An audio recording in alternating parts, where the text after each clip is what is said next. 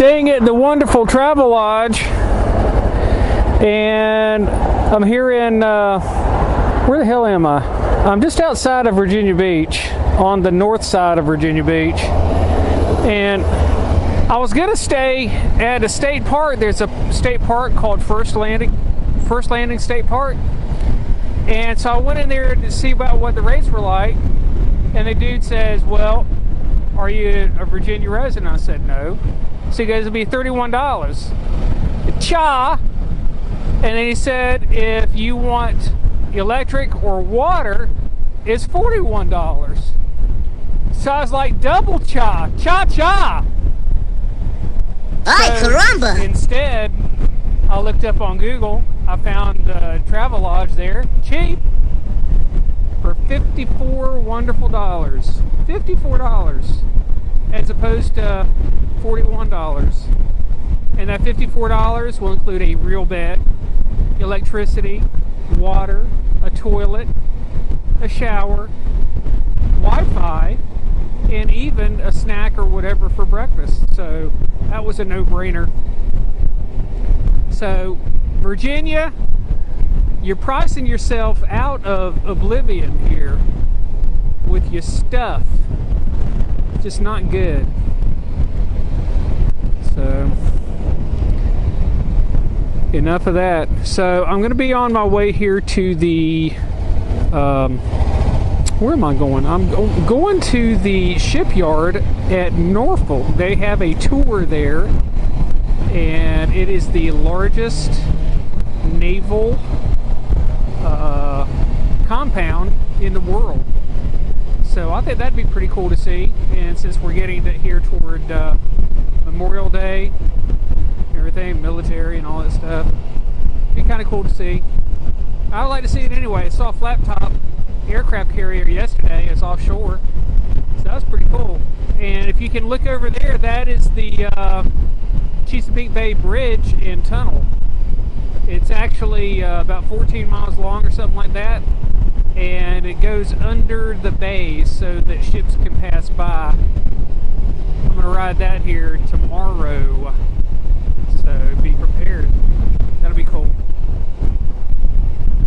That's a unique building. A few moments later.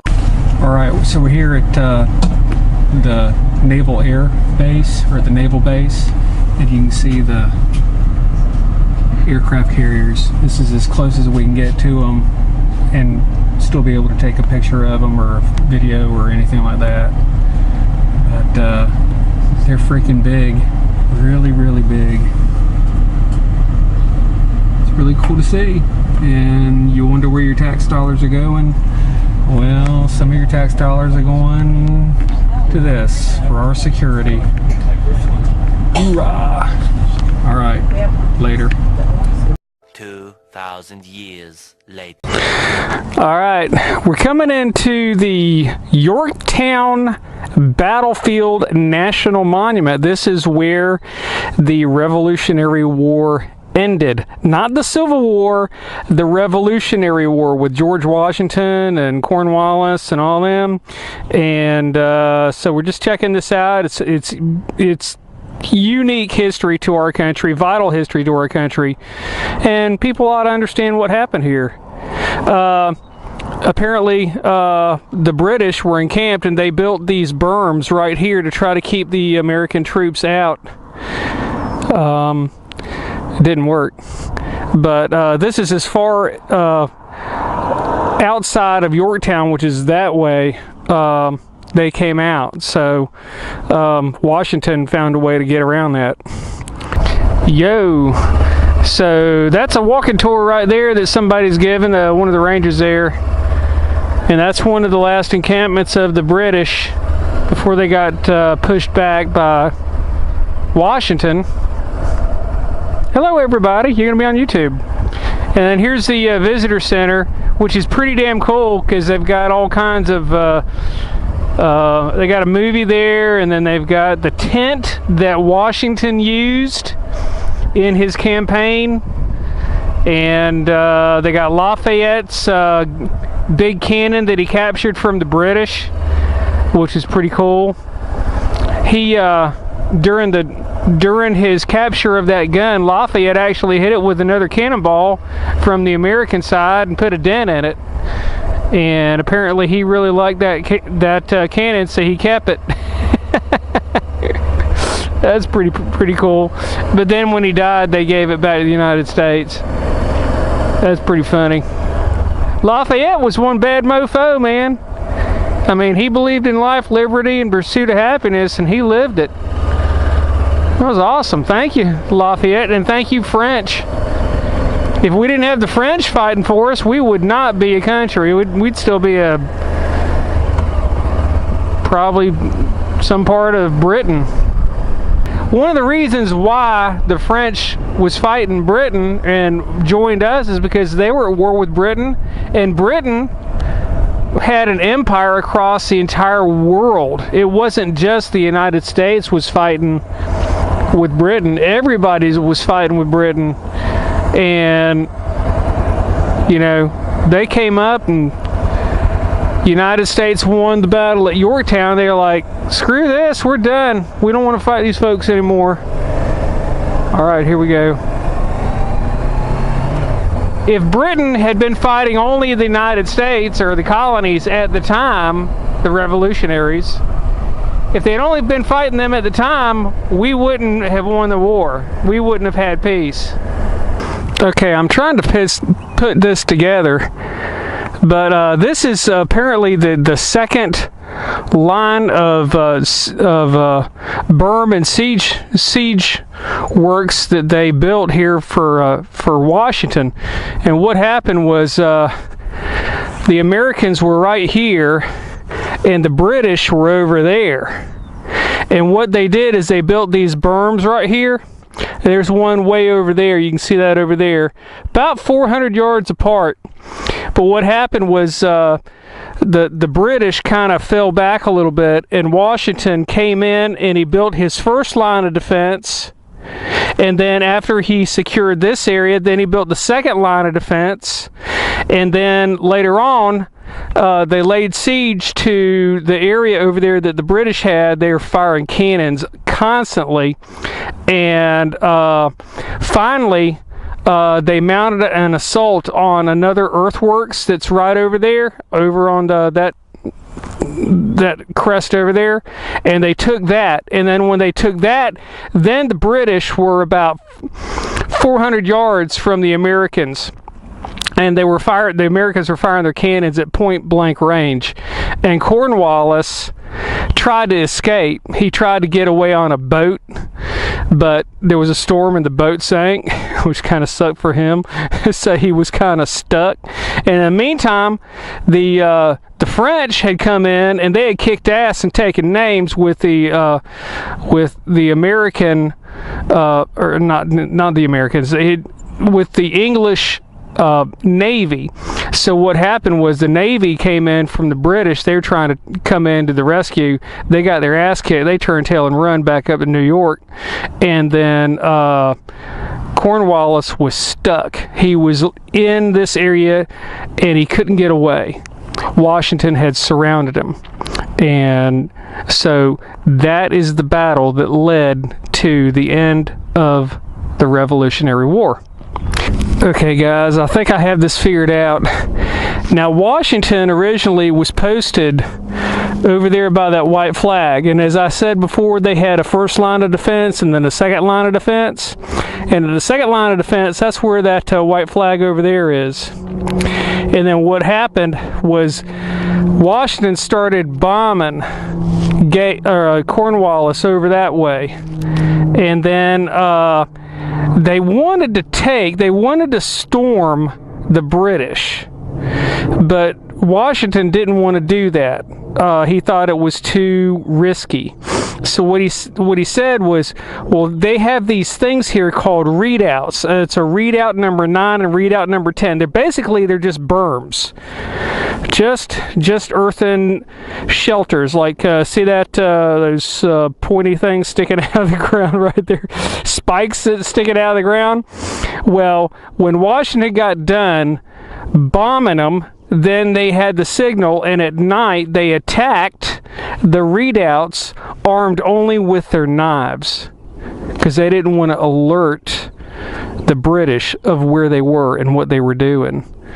So they attacked this place. They took redoubt number 9 and number 10, and then when they got through doing that, they built this earthworks to go that way, which is where the British were. And apparently, like I said before, they were about 400 yards from the British. So they could mount these cannons up right here and fire them basically point blank at the British. And that's when Cornwallis knew that he was in a boatload of trouble, and he tried to get out of it, and he couldn't do it because we kicked his ass. So there.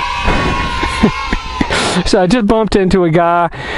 He was a history teacher, and man, he was visibly excited about this. It was funny. We chatted there for a little bit, not trying to play politics or anything, but you know, it was kind of interesting to hear him talk.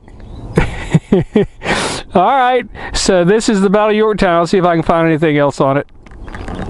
All right, so I'm at this at a hilltop that's about a mile away from where the British were encamped, and apparently that's where the Americans were encamped, right here on top of this hill, because they could overlook the British at the top of this hill. That's pretty cool. That's smart, you know, take the high ground. And apparently there's another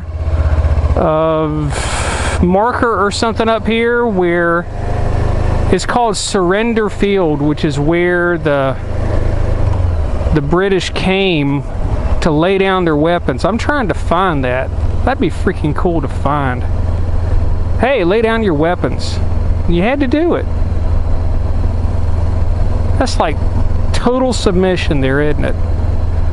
All right, so that last marker there was talking about a general that came to fight, and he was the general that was the American general in Charleston at the time. And when Cornwallis and the British, I don't know if it was Cornwallis, Cornwallis, I can't remember, but when the British laid siege to Charleston, they captured Charleston and they put the American troops in prison ships. And obviously, you're in a prison ship, it's not very good. There's a lot of dysentery, there's a lot of bad stuff that goes on there.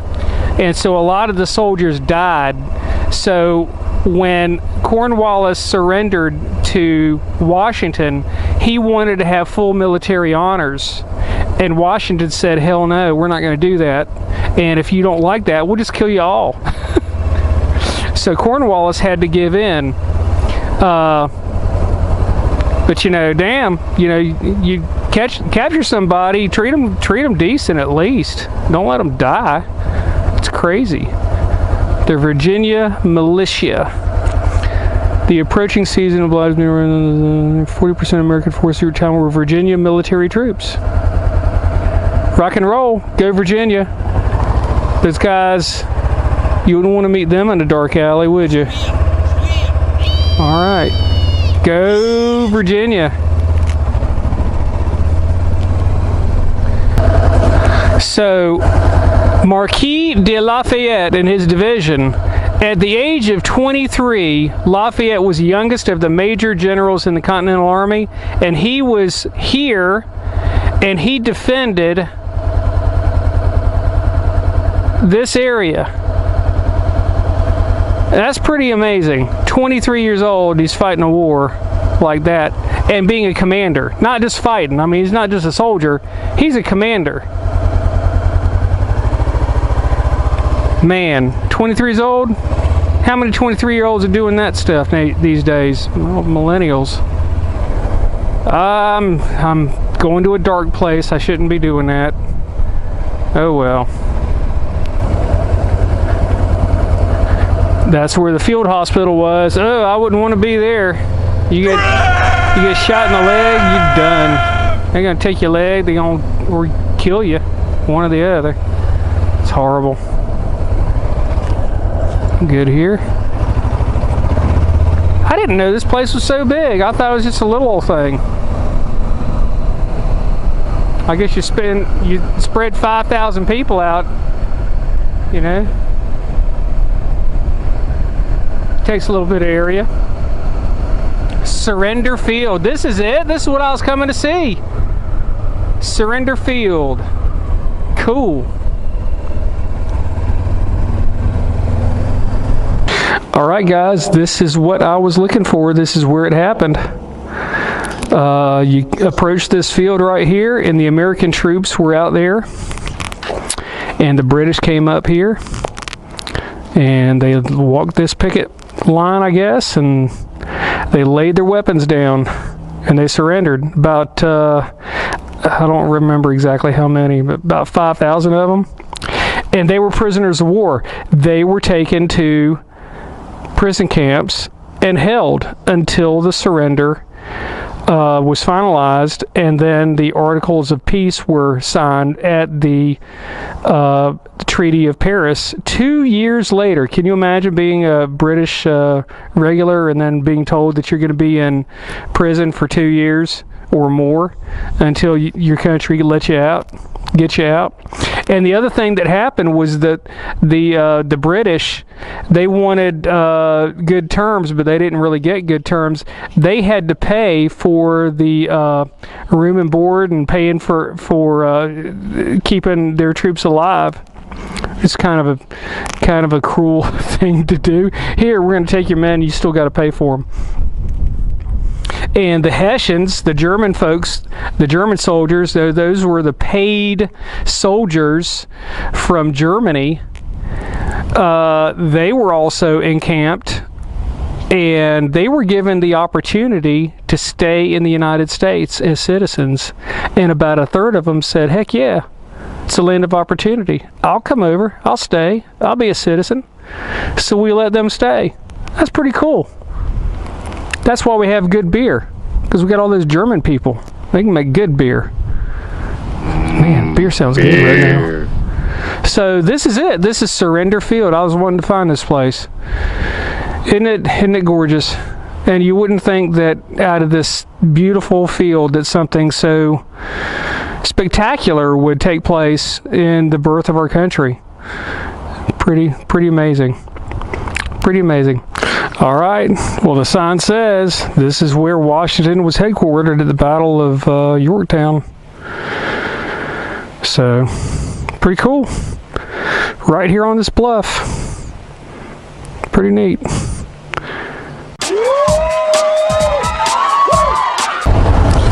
If you're wondering if everything that I do is just fun, you're wrong.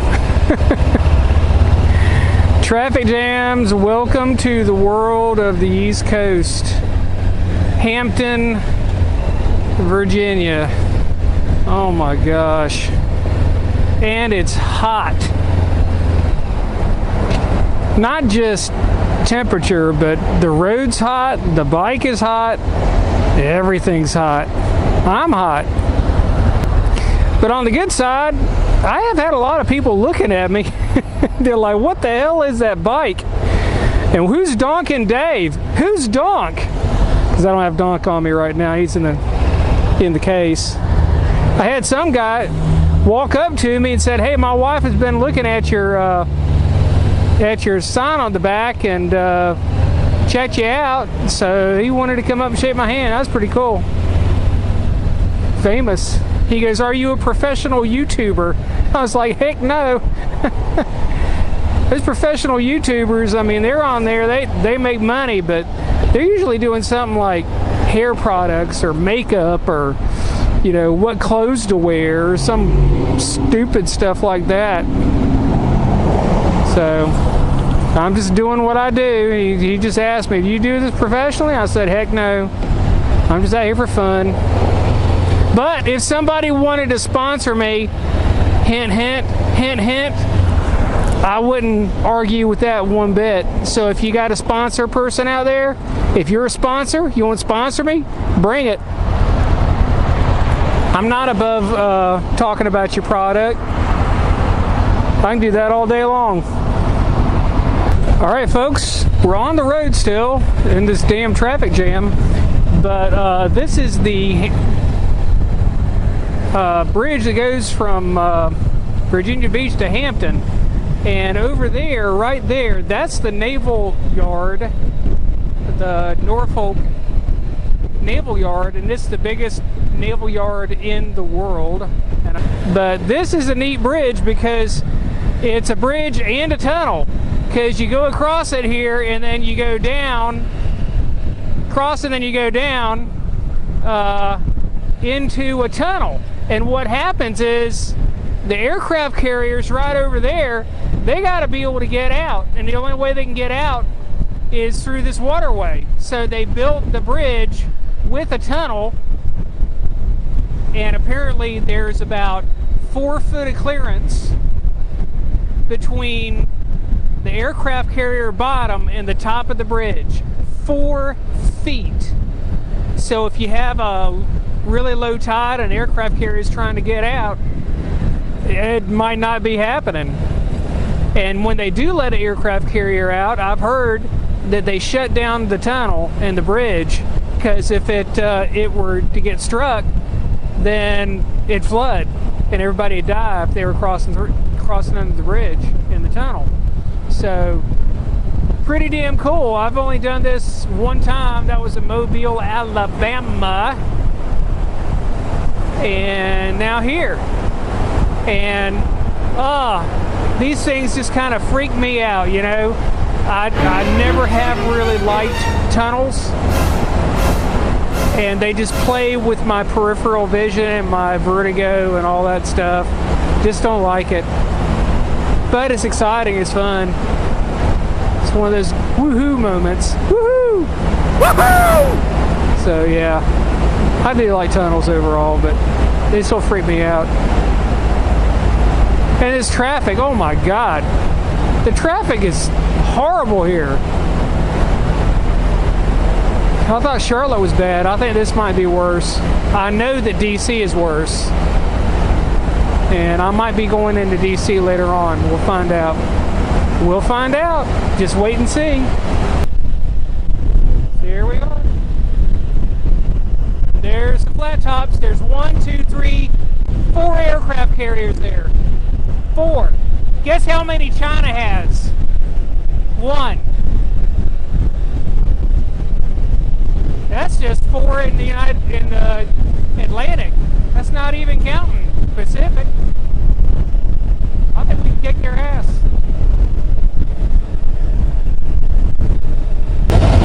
So I'm still stuck in traffic. This dude on this liquor sickle pulls up next to me.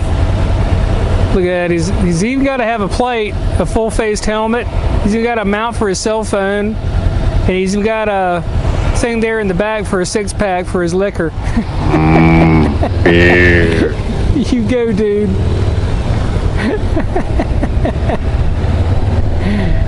Oh my God! Some of the shit you see around here. Watch your profanity. Funny. So funny. I just laugh and laugh and laugh. Another dude on another liquor sickle. Go, dude. Got a Harley.